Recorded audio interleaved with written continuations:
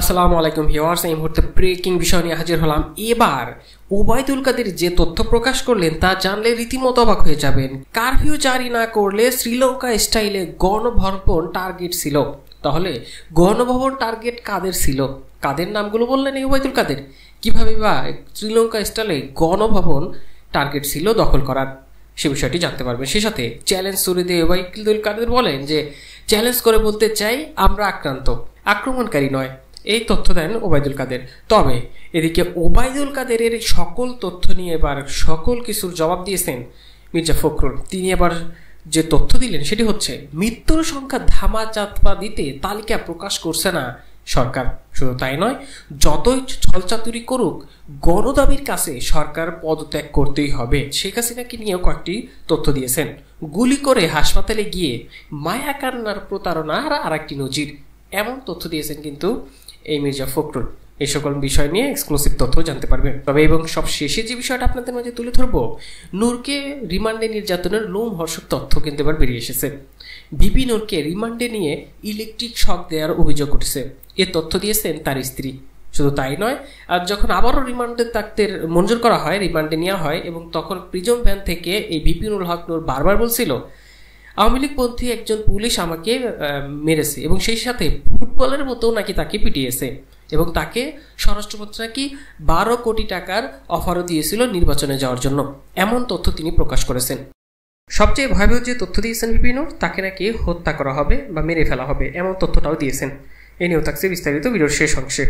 এতক্ষণ শুনছিলেন শিরোনাম, এবার বিস্তারিত। চলুন এবার মূল বিষয়ে চলে যাই। গণভবন কিভাবে শ্রীলঙ্কা স্টাইলে দখল করত তার লোমহর্ষক বর্ণনা দিয়েছেন কিন্তু এবার এই ওবায়দুল কাদের। তিনি বললেন কারফিউ জারি না করলে শ্রীলঙ্কার মতো গণভবন দখলের টার্গেট ছিল বলে মন্তব্য করেছেন তিনি। তিনি বলেন শ্রীলঙ্কা স্টাইলে প্রধানমন্ত্রীর বাড়ি দখল করার টার্গেট ওই রাতেই ছিল যদি কারফিউ জারি না হতো। রোববার তিনি এমন তথ্য দেন। ওবায়দুল কাদের বলেন ক্ষমতার জন্য লন্ডনের পলাতক গণ অভ্যুত্থান ঘটিয়ে শ্রীলঙ্কা স্টাইলে প্রধানমন্ত্রীর বাড়ি দখল করার টার্গেট ওই রাতে ছিল যদি কারফিউ জারি না হতো। এই প্ল্যান তাদের ছিল শ্রীলঙ্কা স্টাইলে প্রধানমন্ত্রীর বাড়ি আক্রমণ করা, অভ্যুত্থানের ওপর ভর করে হাওয়া ভবনের যুবরাজ ক্ষমতা দখল করত, এমনটা ভাবে মন্তব্য করেন ওবায়দুল কাদের। এটাই তো তাদের পরিকল্পনা। ওবায়দুল কাদের বলেন বিএনপি এখন স্বাধীনতা বিরোধী, দেশ বিরোধী, উন্নয়ন বিরোধী অপশক্তি নিয়ে নতুন প্ল্যাটফর্ম করার কথা জানান দিচ্ছে। এই ওবায়দুল কাদেরের সকল প্রশ্নের বা সকল অভিযোগের জবাব দিয়েছে মির্জা ফখরুল। তিনি যে এতবার তথ্য দিলেন, বললেন মৃত্যুর সংখ্যা ধামাচাপা দিতে তালিকা প্রকাশ করছে না এই সরকার, যতই ছলচাতুরি করুক গণদাবির কাছে সরকারের পদত্যাগ করতে হবে বলে দাবি করেন এই মির্জা ফখরুল। তিনি বলেন এই সরকার কোটা সংস্কার আন্দোলনের মৃত্যুর সংখ্যা ধামাচাপা দিতে তালিকা প্রকাশ করছে না। বিভিন্ন সূত্রে ইতিমধ্যে আমরা জানতে পেরেছি হত্যার সংখ্যা অনেক লম্বা হবে। সরকারের পক্ষ থেকে দুষ্কৃতিকারীদের দ্বারা ক্ষতিগ্রস্ত সরকারি স্থাপনাগুলোর বর্ণনা দেওয়া হচ্ছে, অথচ কোটা বিরোধী আন্দোলনে মৃত্যুর তালিকা এখন পর্যন্ত প্রকাশ করা হয়নি। ধামাচাপা দেওয়ার জন্য মৃত্যুর তালিকা প্রকাশ সঠিক তথ্যটা প্রকাশ করা হচ্ছে না। তাছাড়া সারা দেশে কোটা সংস্কার আন্দোলনকে কেন্দ্র করে কোমলমতি শিক্ষার্থীদের এবং সাধারণ মানুষকে গ্রেফতার বাণিজ্য অব্যাহত রাখা হয়েছে। মির্জা ফখরুল তিনি বলেন কোটা আন্দোলনকে কেন্দ্র করে এ পর্যন্ত বিএনপির 9,000-এর বেশি নেতাকর্মীকে গ্রেফতার করা হয়েছে। রিমান্ডের নামে তাদের নির্যাতন করা হচ্ছে। সাবেক এমপি মন্ত্রী সহ বিএনপির অনেক সিনিয়র নেতাদের বন্দী করা হয়েছে। 5 থেকে 7 দিন করে রিমান্ডেও নির্যাতন করা হচ্ছে। অনেক নেতাকর্মীদের নাম তুলে ধরে বলেন তাদের শারীরিক নির্যাতনের মাধ্যমে অনেক কষ্ট দেয়া হচ্ছে, যেটা মানবাধিকার লঙ্ঘন।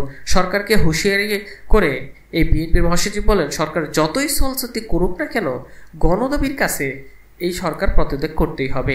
মানুষ যখন প্রতিবাদ শুরু করেছে এই প্রতিবাদ ধারা অব্যাহত থাকবে। কোটা সংস্কার আন্দোলনকে নিয়ে সরকার দ্বিমুখী নীতি অবলম্বন করছে, এমন মন্তব্য করেছেন তিনি। এদিকে সরকারের পক্ষ থেকে বলা হচ্ছে নিরীহ ছাত্র এবং কোটা সংস্কারের নেতা নির্যাতন করা হবে না। অপরদিকে প্রতিনিয়ত সাধারণ শিক্ষার্থীকেও গ্রেফতার করা হচ্ছে। সাধারণ মানুষ, প্রতিবন্ধী শিশু, এমনকি চাকরিজীবীদেরকেও রেহাই পাচ্ছে না। এ সকল বিষয় তুলে ধরেন এই মির্জা ফখরুল। এদিকে তিনি বলেন সরকারকে নিয়ে যে গুলি করে হাসপাতালে দেখতে গিয়ে মায়া কান্নার প্রতারণার একটি নজির বলেও মন্তব্য করেছেন তিনি। তিনি আরও কয়েকটি তথ্য দেন যে ছাত্রদের গুলি করে পঙ্গু করে দেওয়ার পর তাদের হাসপাতালে দেখতে যাওয়া, মায়া কান্না এবং সাহায্য করার কথা বলা জনগণের সঙ্গে প্রতারণার বড় একটি নজির। তিনি এমন মন্তব্য করেন, সরকারের জনরোষে পড়ার ভয়ে জোর করে ক্ষমতা আঁকড়ে থাকতে দেশে কারফিউ দিয়েছে, জনগণ কর্মহীন রেখে অনাহারে দিনপাত করতে বাধ্য করছে। এই অবস্থা থেকে যদি দ্রুত মুক্তি চায় এবং এর জন্য প্রয়োজনীয় রাজনৈতিক সমাধানের দরকার। মির্জা ফখরুল বলেন, নুরুল হক নূরকে রিমান্ডে এমনভাবে নির্যাতন করা হয়েছে যে তিনি দাঁড়াতেই পারছেন না। এবং সব শেষে এবার আপনাদের মাঝে তুলে ধরতে যাচ্ছি, রিমান্ডে এবার ভিপি নূরকে ঝুলিয়ে ইলেকট্রিক শক দেওয়ার অভিযোগ তুলেছে তার স্ত্রী।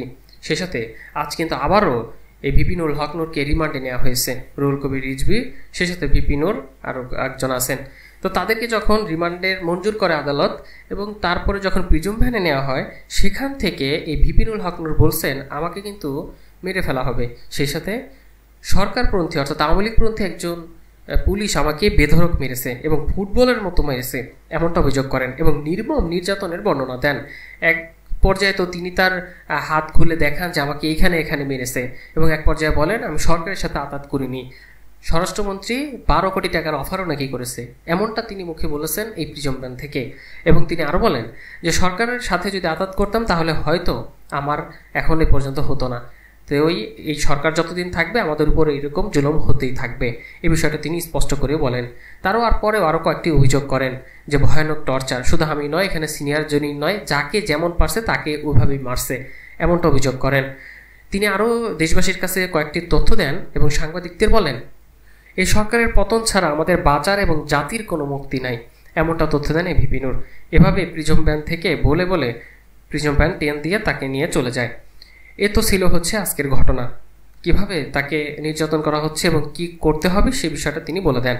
তবে 2 দফা রিমান্ডে গণ অধিকার পরিষদের নুরুল হক নূরের উপর যে অমানবিক নির্যাতন হয়েছে, প্রথম রিমান্ডের বিষয়ে মুখ খুলেছে কিন্তু তার স্ত্রী। রিমান্ডে ভিপি নূরকে ঝুলিয়ে ইলেকট্রিক শক দেওয়া হয়েছে, এমনটা দাবি করেছেন। রিমান্ডে নূরের ওপর নির্যাতনের বর্ণনা করতে গিয়ে সংবাদ সম্মেলনের বেশিরভাগ সময় জুড়ে কেঁদেছেন তার স্ত্রী মারিয়া। আদালতের কাছে বারবার অনুরোধ করার পরেও নূরের সঙ্গে দেখা করার সুযোগ পাননি বলে তিনি জানান। বলেন নূর তাকে জানিয়েছেন রিমান্ডের 5 দিন তার উপর ভয়ানক অত্যাচার হয়েছে। এ কথা বলেই তিনি সাংবাদিকদের সামনে কেঁদে ফেলেন। ভিপি নূরের এই স্ত্রী বলেন নূরের পা দুটি উপরে ঝুলিয়ে দিয়েছিল, তারপরে যত নির্যাতন আছে ইনজেকশন পুশ করা হয়েছে, একে স্লো পয়জনিং বলেও সন্দেহ করা হচ্ছে বলেও দাবি করেন তার স্ত্রী। নির্যাতনের যন্ত্রণা সহ্য করতে না পেরে নূর 3 থেকে 4 বার অজ্ঞান হয়ে পড়েন। এরপর কি হয়েছে বলতে পারেননি ঢাকসু ভিপি নূর, এমনটাই অভিযোগ করেছেন তার স্ত্রীর সহধর্মিণী।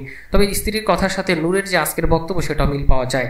নূরও বলতে শোনা গেছে প্রিজম ভ্যান থেকে যে আমাকে একটি ইনজেকশনও পুশ করা হয়েছে, এটা স্লো পয়জন কিনা সে বিষয়টাও খতিয়ে দেখার আহ্বান জানিয়েছেন এই ভিপি নুরুল হক নূর।